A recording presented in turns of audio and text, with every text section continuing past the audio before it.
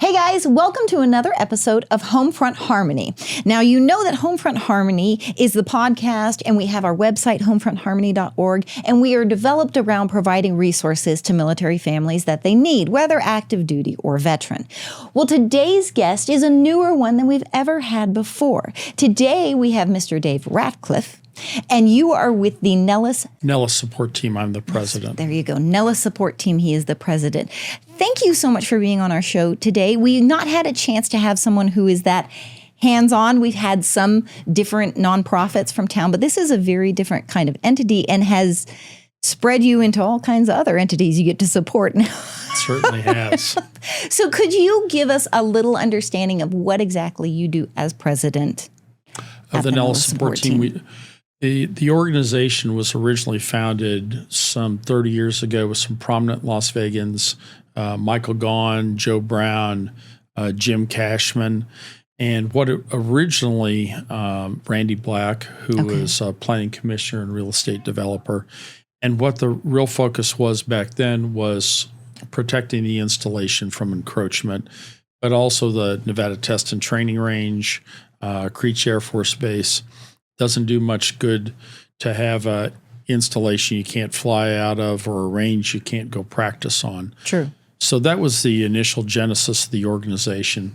And then, of course, I generally say that some of the things we do a large amount of fundraising, usually $120,000 to $200,000 a year. Okay. To meet unfunded priorities for the Air Force and Airmen. Okay. But I say that we say what they can't say, and we do what they can't do. I love it. So I've been in offices where one of my prominent members, would call the governor on behalf of the Air Force. Okay. Not stuff that you can normally do as a military officer. Gotcha. But we'll help any way we can from city, county, state, or federal government to promote needs for the Air Force. Okay. I love it. Now, I've heard some random events, different events that you guys have put on. I was wondering if you could just kind of discuss a couple of the events you guys have done to show how you help and support for like the Airmen and those military families that are out at Nellis. Well, there's a lot of things we do. We fundraise for the Air Force Ball, and what we do is defer costs. We're fundraising sometimes be a third to half the cost of the event. Okay. So people that wouldn't normally be able to pay the full price that it would cost to go to an event like that are paying a subsidized cost, so they can attend an event like that. Okay. We sent 41 service members for free last year. Oh, that's awesome. Through the first sergeants. So they do we kind of did it in conjunction with a project called Operation Warm Heart. Okay. So this is holiday time where the first sergeants identify needy airmen and their families. Okay. And last year was about $20,000 that we contributed so those folks can have proper holidays when they might not be able to otherwise. Oh, yeah. Yeah. A lot of people are living paycheck to paycheck. And even then, scraping by, it's. I remember my dad when we were younger. We used to think, "Oh my gosh, we're so okay," and years later, we find out they were just really good at not letting us know, right? How tight it was. Junior enlisted, especially our folks up at Creech. We've done a lot of work, tried to get some incentive pay at Creech, but very long drives. Yeah, we've worked. With a number of different organizations, including the Paiutes, to try to get some barracks or dorms closer to Creech. Okay. And they refer to child care as a child development center to get one in the Northwest. So our poor folks out there at Creech might live in the Sky Canyon area, have to drive to Nellis to drop their kids off. Oh, wow. Drive from Nellis to Creech to go to work. Okay. Then go from Creech to Nellis to pick their kids up and then go home. That's an incredibly long duty day. That is. We are actively working with things like that. So, and it also would free up beds for Nellis. They're separate installations, but truly Creech is not self-supporting. They rely on, though they're different reporting units. Creech is 15th Air Force. Nellis is a direct reporting unit to Air Combat Command, but Nellis still supports Creech. So we're trying to alleviate some of the problems. If we were able to do that at Creech, we'd alleviate some of the problems at Nellis Air Force Base.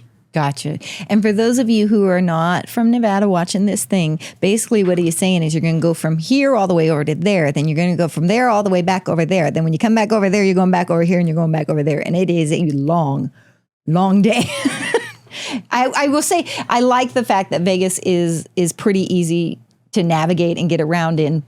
But we have some decent drives going to certain areas, especially if you're having to do Nellis and Creech back and forth just for It's certainly a ride. I think that's probably, Creech and Nellis is probably an hour. Yeah.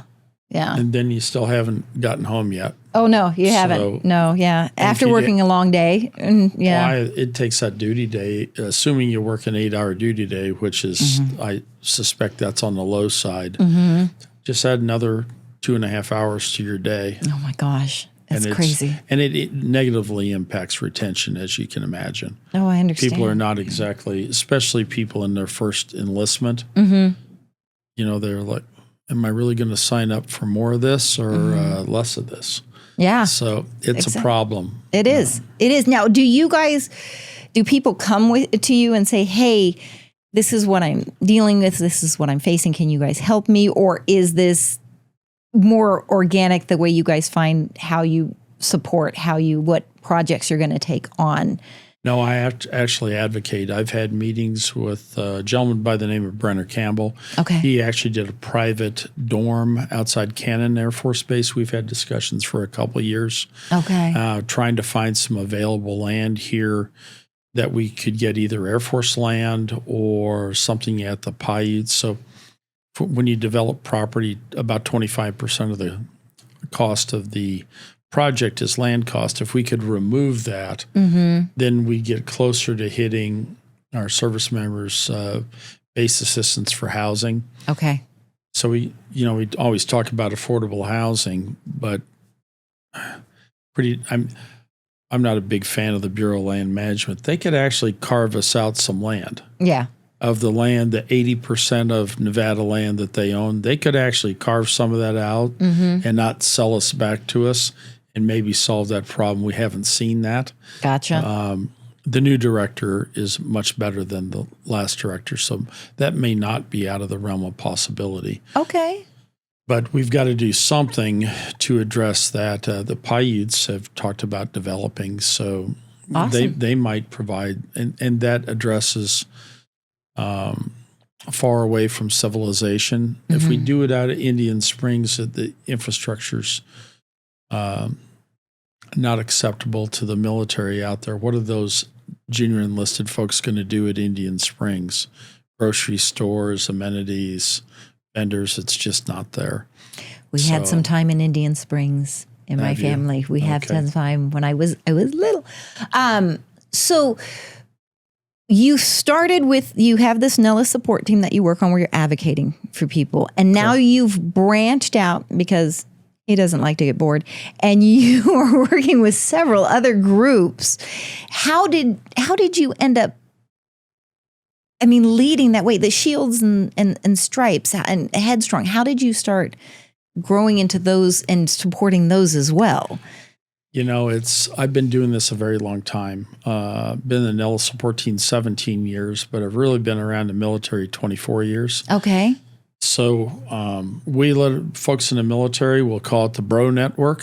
So, and that's literally how it works is who you know. Okay. So Steve Nesbitt's organization, Shields and Stripes, they contacted me, but literally a friend of mine that's at 24th Special Tactics Squadron at Joint Special Operations Command literally roomed with Steve Nesbitt. He's a dear friend of mine for 15 years. So there are only about 300 pararescuemen in the United States Air Force. So they knew one another. He had an event out here.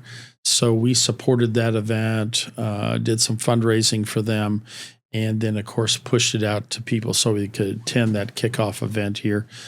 General Miller spoke. He was the last 4-star combatant commander in Afghanistan. Yes.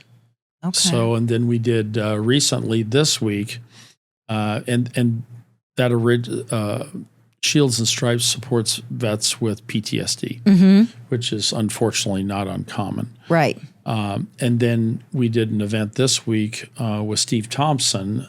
He's one of my members and another honorary commander. And the event was called Headstrong. It was the kickoff event here. And I believe they are in, I may be getting this wrong, all 50 states. Okay. You get 31 PTSD treatments for free. They get you in pretty quickly. Okay. When you identify a PTSD problem, it's not like you can go waiting to talk to a clinician. Right. So they get them in fairly quickly. A pretty impressive organization, but we had that kickoff event at Marche Bacchus this week. Okay. And this is we talk a lot about mental health because it's a very important thing, and it's a subject that still isn't talked about enough, especially when you're dealing with PTSD and those avenues and areas, because everybody has a different level of how it's affected them or reaction to how they deal with it. So anytime we can talk about opportunities and areas they can go, resources they can reach out to, I'm excited to talk about that. So I love that you have two of the organizations you're dealing with are really focused on that to help get them out. We will get their links. We will get them on the website, people. We always get resources on our website. So we will. It fascinates me right now. There are so many more options now for treating PTSD than there ever were before. First it was ignored and it was just take the pill. And now we're delving into a whole world. We had Bill Emmel from 22 Warriors Foundation on the show, and he was talking about the neuropath treatments that he's done with it.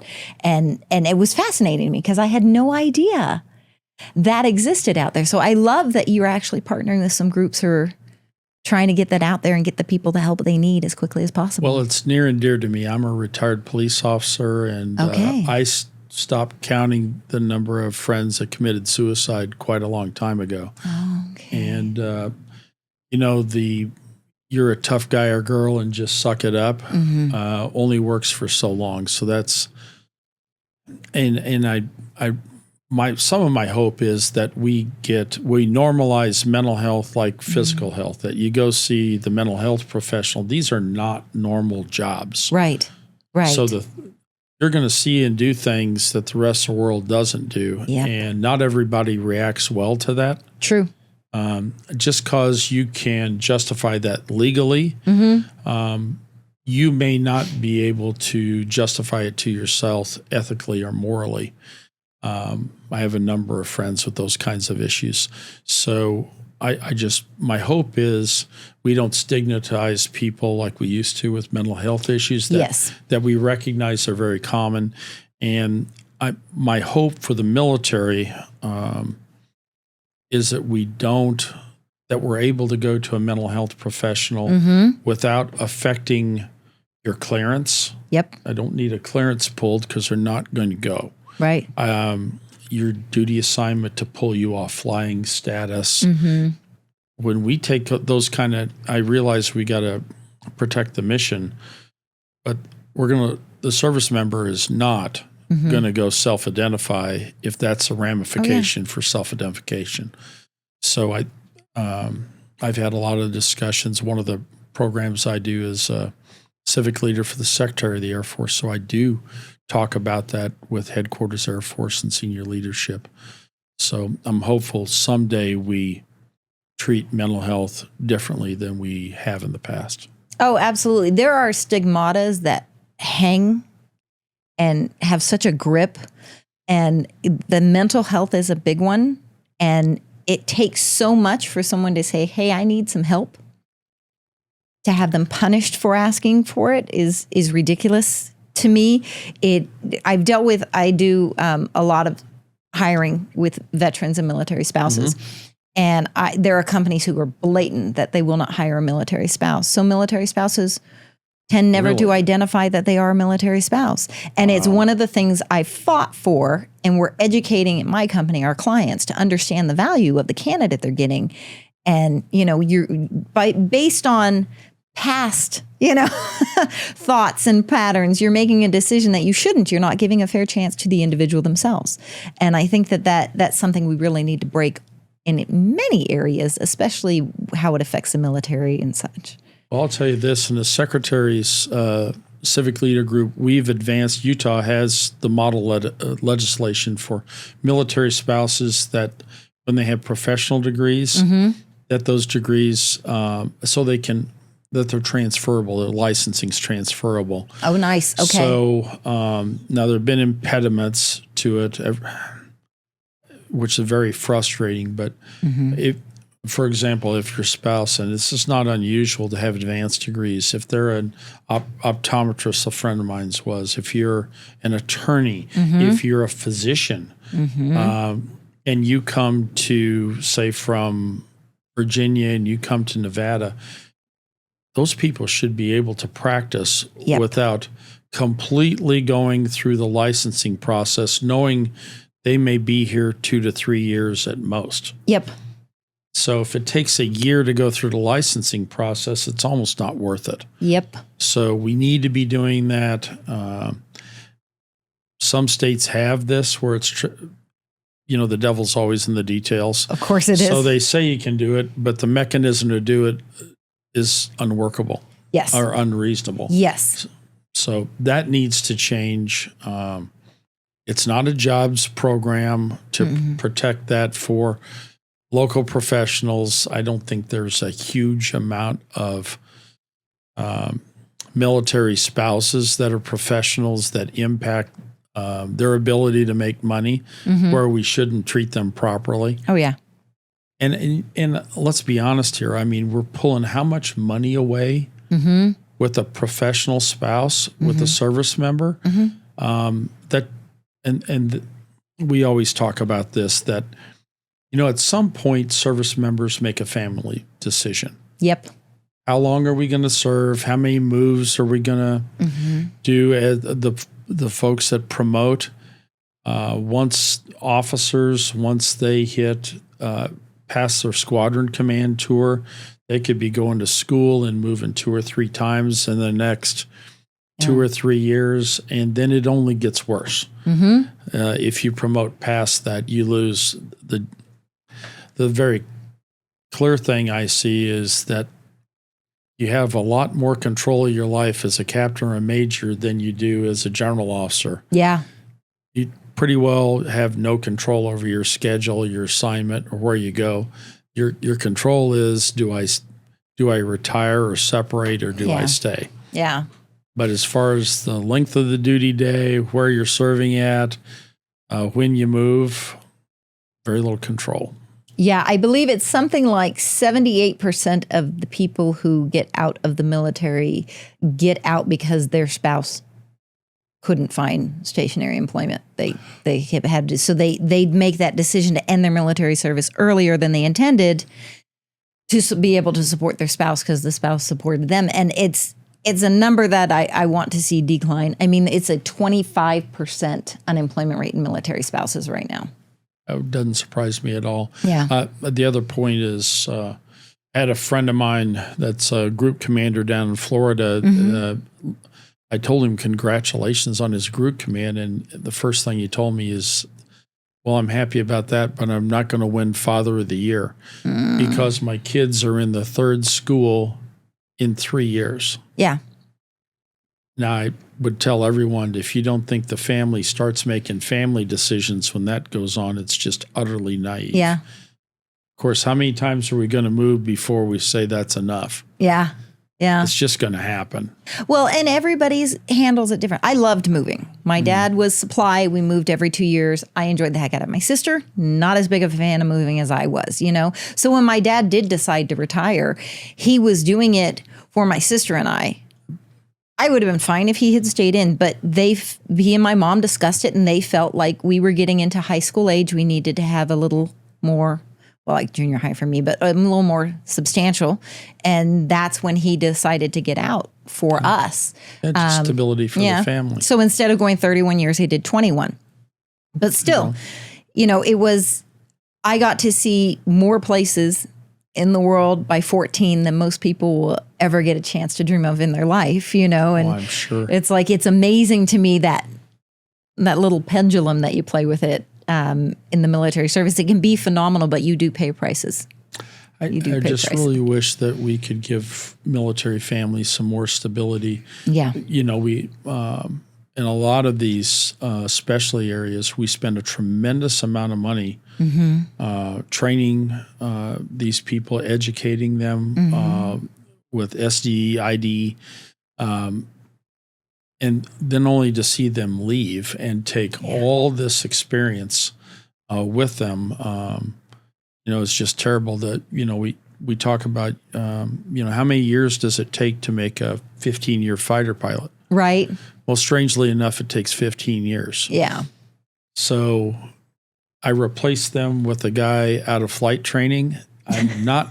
That's apples and oranges. I'm not replacing, I'm trying to indicate I can't replace a 15-year guy. Mm-hmm. It's just not possible. Yeah. So I may hire someone new. I may train up people that are currently in the pipeline, but they're not the guy or girl we're replacing. Gotcha. I don't think that it's very hard when you're on the outside looking into the military. There's so much you don't see, like behind the curtains, kind of like the Wizard of Oz, of things that happened. There were things my father did that he never spoke to us about. It was just certain things he had to do.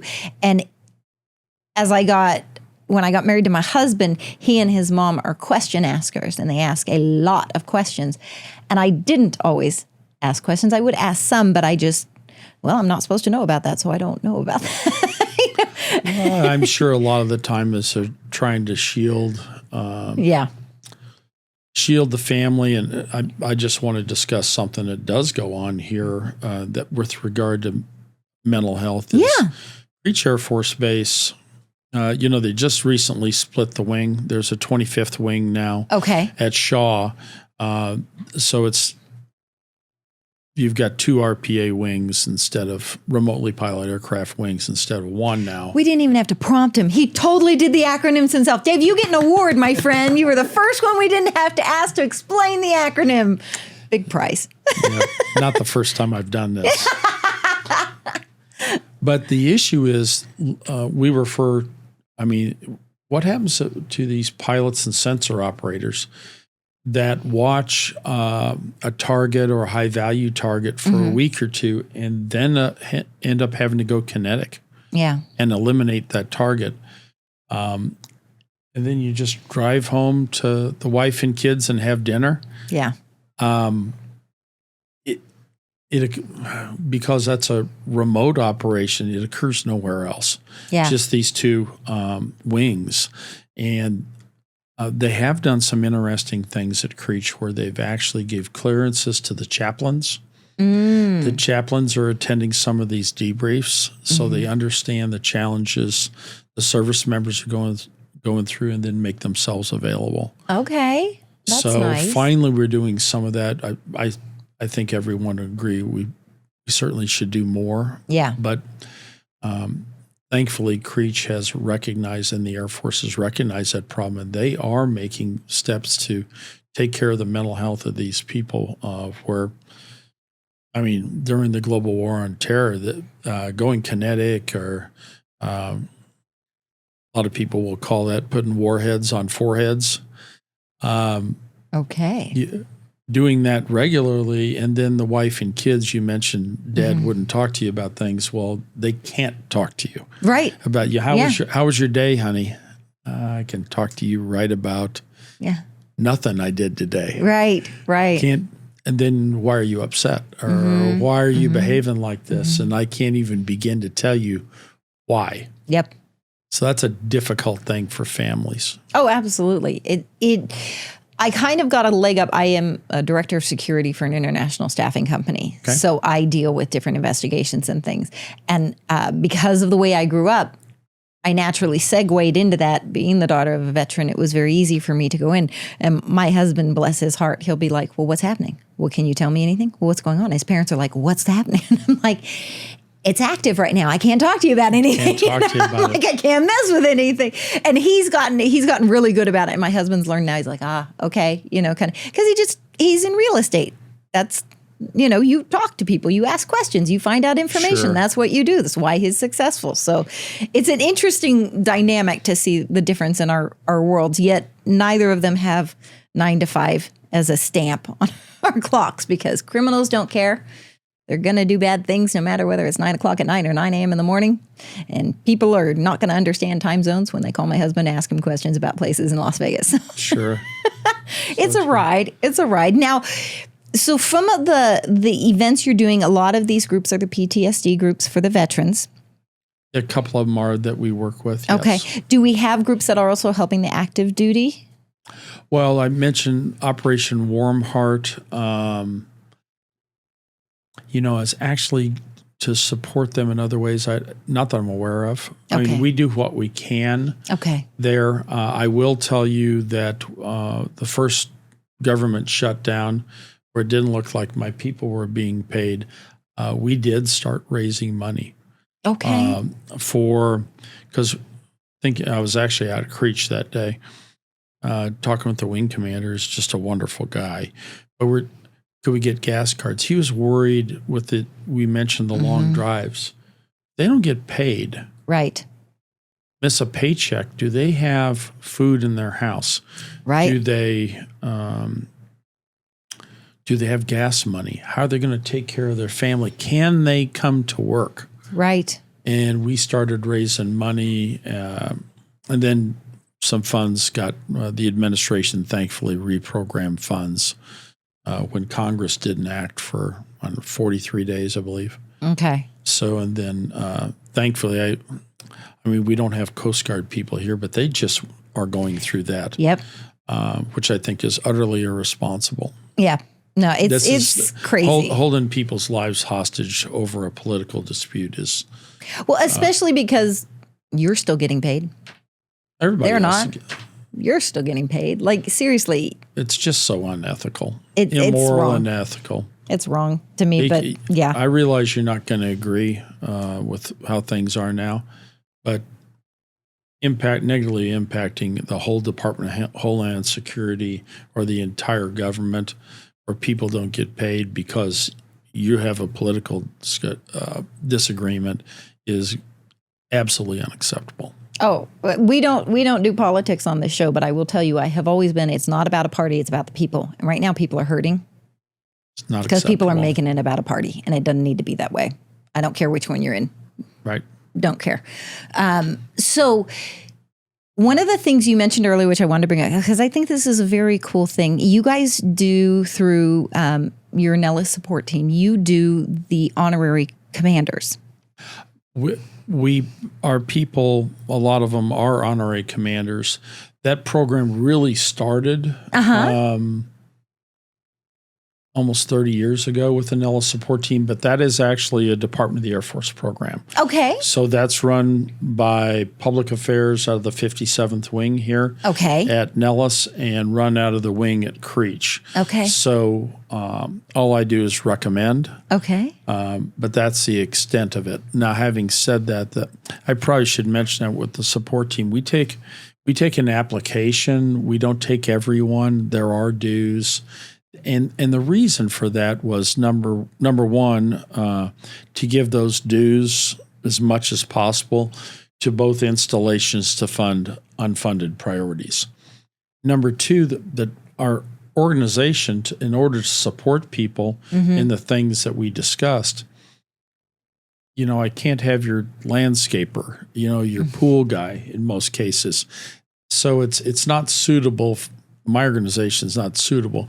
These are typically business owners, well-connected people that can open doors, provide some assistance to airmen, the installations, their mission, so we can move the ball forward. Okay. Not everybody can do that. Yeah, that's true. So there are places for them elsewhere, but that's really not what we're looking for. I'm looking for people that I need to get in touch with a county commissioner, a planning commissioner, someone in North Las Vegas to talk about, although we regularly work with Councilman, I'm going to murder his name and he's going to be upset at me. At least you're prefacing with, I'm going to murder the name. Councilman Chirico okay. And his planning commissioner in North Las Vegas. We've talked about doing flyovers on Las Vegas Boulevard to get people from the medical center side onto the installation to avoid big trucks, things like that. But I need somebody that, if I don't know them, who has a relationship with them that can make a phone call and get us in to see them. Oh, absolutely. Because they're not going to just, I have a title. That doesn't entitle me to an audience with any of these prominent people. What's the old saying, that title and a quarter will get me a coffee? Yeah. Yep. Cops used to say that, that and 25 cents will get you a cup of coffee. Exactly. You ain't special. So if I need somebody to make a phone call that knows them, so they will get in and see them. Okay. That's outstanding. Now, connection-wise, we've talked about how small the community is here. So our friend here is a friend with our friend Felicia, Miss Felicia Rexford. She actually at one point was a honorary commander, I believe. She's the wing honorary commander at Creech. She's the wing honorary commander at Creech. There you go. I think that's so cool. What is it like when somebody becomes an honorary commander? What is it? Just they're doing events, getting things happening for the families with the base, or how is that? Well, when I tell people are new honorary commanders, I used to actually give them an in brief years ago, but what I think is critical is, number one, you don't have any priorities. Okay. So this is not about you. Okay. So you get to know your commander. Okay. You work your commander's priorities. You get to know your squadron, their personnel, their families, and do what you can within yourself and then the organization to meet their needs. Okay. So we're a pretty diverse organization. A lot of guys that were car dealers, hotel owners, casino owners, prominent people in the community. Don't think that just because you don't know how to support that need, that the organization doesn't have a way to do that. Okay. So that would be on the unit level. And then depending what your particular skill set is, at the wing or at the warfare center level, you may be interacting with us. You could be interacting with city, state, federal leadership to advance issues that are germane and necessary to the installations. I actually am the Air Force's civilian representative to the 21 National Defense Authorization Act established an interagency executive committee for the Nevada Test and Training Range. Okay. So there's airspace issues, there's land use issues, emitters, things like that. And we actually work with them. And then, of course, with other hats that I wear, can interface with the Department of Interior, BLM, Fish and Wildlife. You probably didn't know this. We're trying to get this land back to the Air Force where it belongs, but literally almost all the land under Creech Air Force Base is either owned or managed by the Bureau of Land Management or Fish and Wildlife. Oh, wow. And it's 100% it doesn't make any sense, right? No, it doesn't. Yeah. Well, why is it going on? If they want to extend a taxiway, wanted to extend a runway, under the last administration, they wanted to extend runway 13, which is 31 the other direction, and BLM turned them down. And I was literally from the secretary's group out at Creech with the Assistant Secretary of the Air Force for Installations, standing in a control tower and go, why can't we extend that? Yeah. What's the rationale behind that? And the secretary's like, you got me. It's just desert. Yeah. And I said, well, right now the default answer from BLM is no. Yeah. They're obstructive.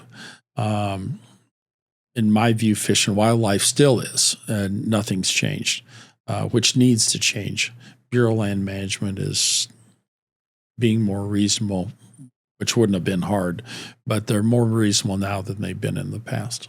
Well, and what I appreciate about this is you are giving a completely different perspective than we've ever been able to have on this show about what people do in advocating and fighting for military families, for our service members, because I think that we get tunnel vision on what it is we can do. And there are so many areas that you can support and help. And I think that's phenomenal. And to know there's that many business owners and leaders in the town giving of their time, giving of their service to support just makes my heart happy in a way I can't even. You would have been so happy. When I started raising money, when I thought my service members weren't going to get paid, I got phone calls from people I didn't know.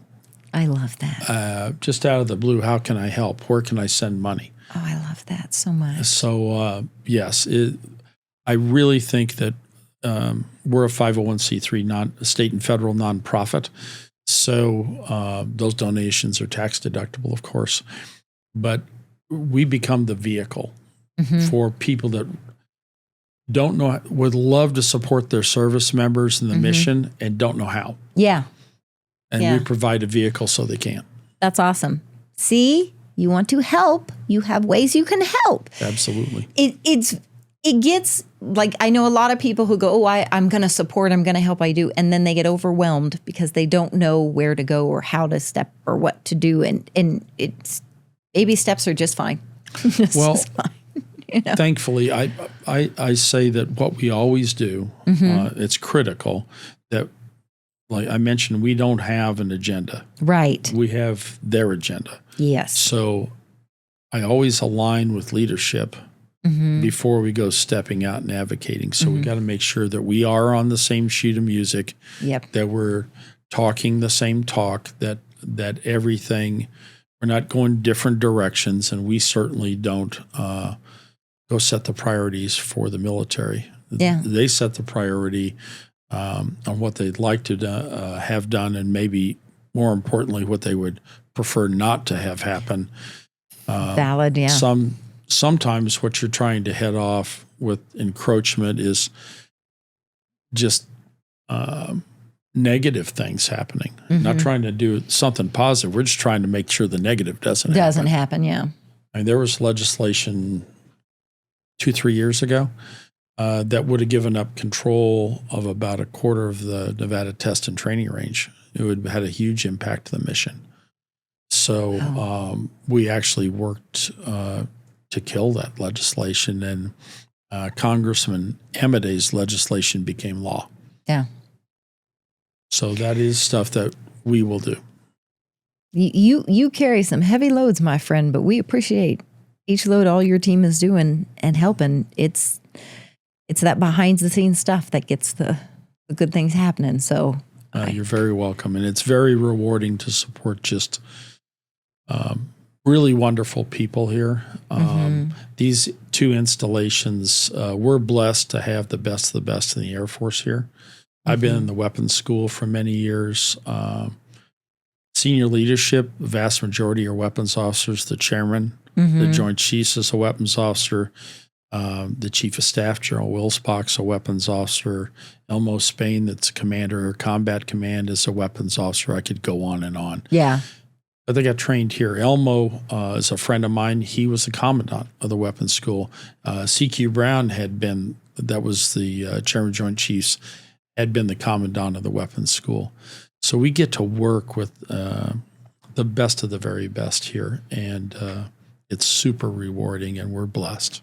Oh, absolutely. Now here's your little Stevie was born out at Nellis.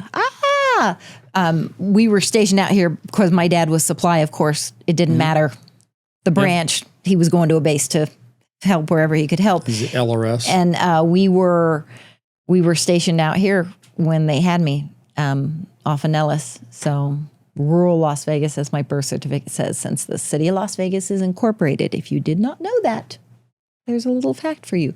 But yeah, it's kind of cool to have. We've driven by the house they lived in when I was born on the base. We've seen it. There's a tire swing in the backyard in the tree that's still up there from my dad put it up there, though he said he was pretty sure they had to replace something at some point with our weather. Sure. The way it goes. But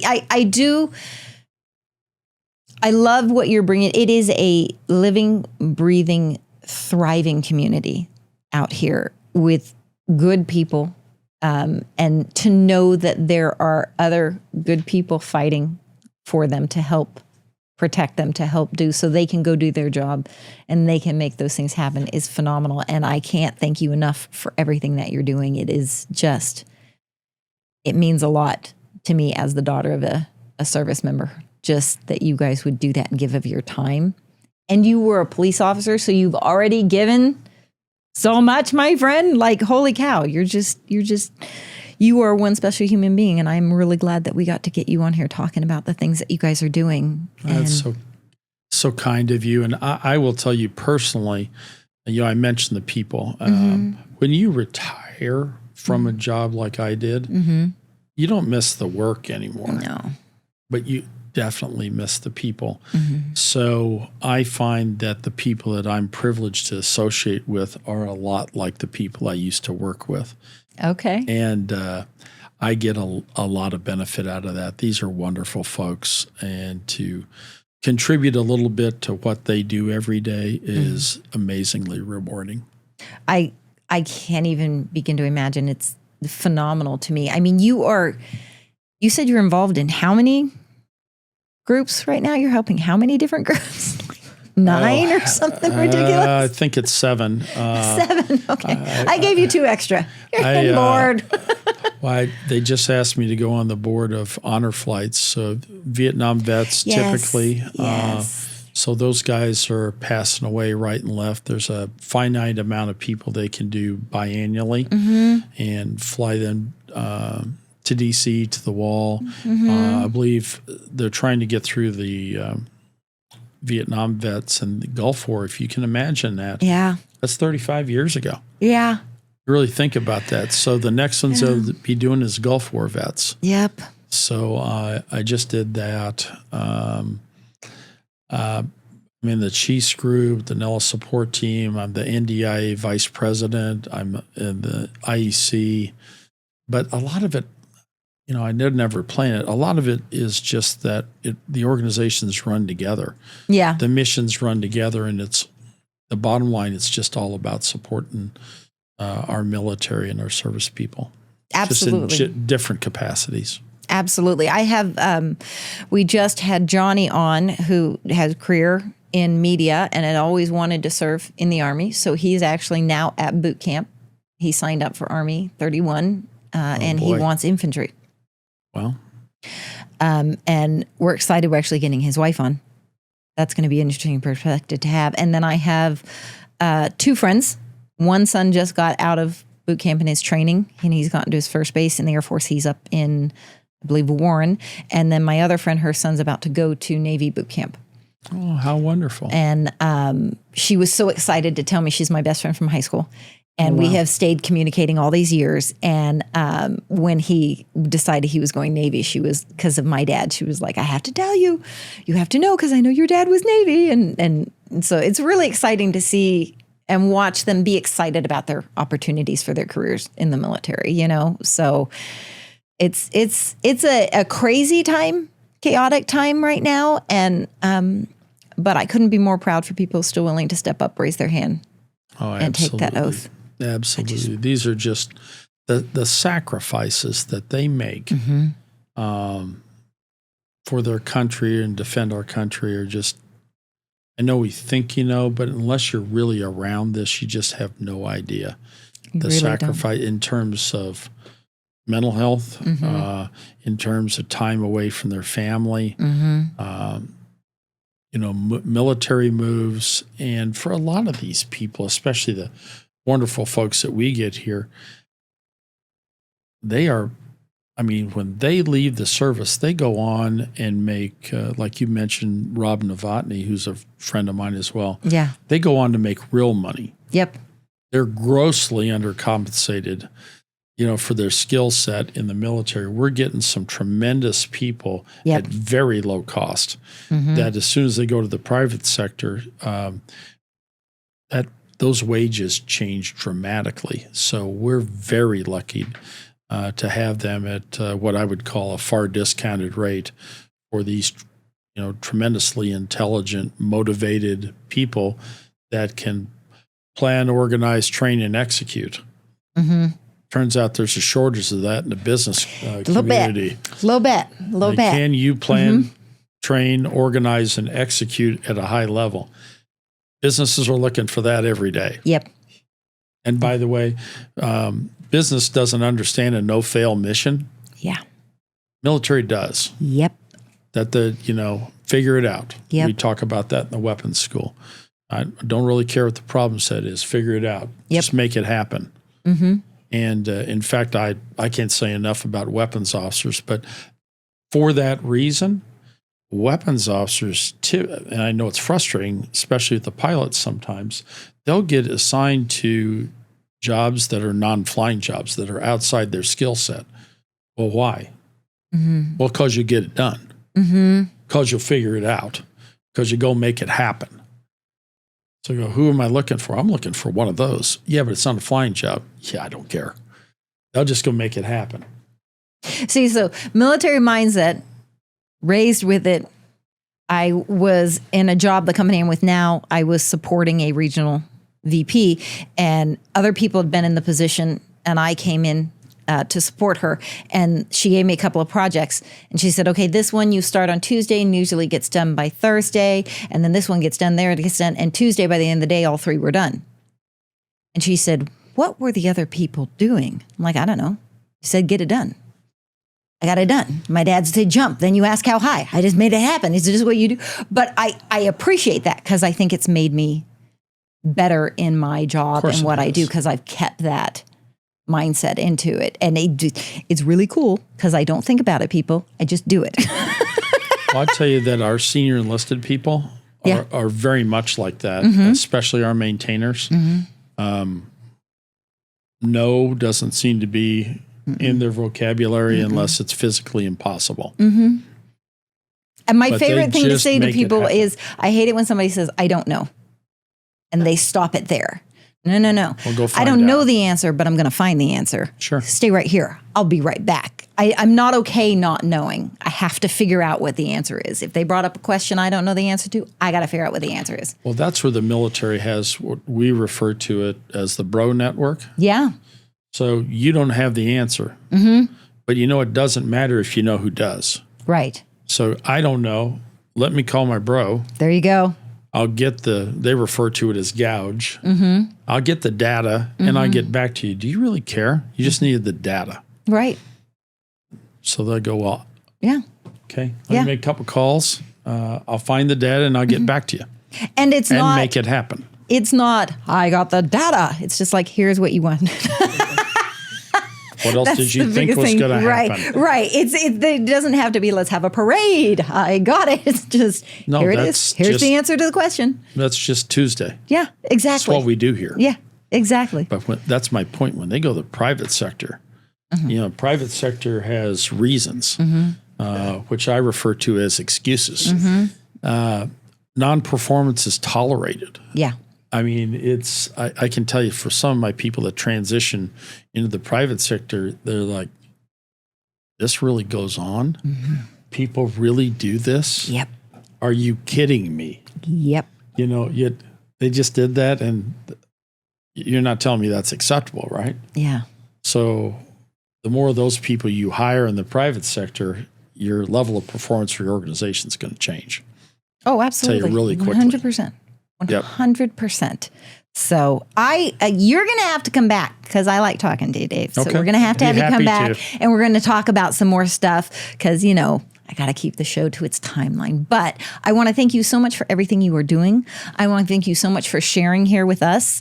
Guys, I will get links on the website put up for Shields and Stripes, for Headstrong, whatever we can get up there, I will get up there. So you guys know you can go to homefrontharmony.org, check it out. If you're interested, you heard about the Nellis Support Team, look into it, check it out, support and help however you can. Thank you so much for everything that you do, my friend. We will see you back soon, I have no doubt, because you're awesome. All right, guys, it's that time. You're going to like, follow, share. We're on Instagram, Facebook, Spotify, YouTube, Apple Podcasts. Hey, we just had our first reel go viral, my friends. We're almost 500,000 views on that baby. So you need to start checking out what everybody else is checking out. And we will see you next time. Faded photographs, covered now with lines increasing, tickets torn in half.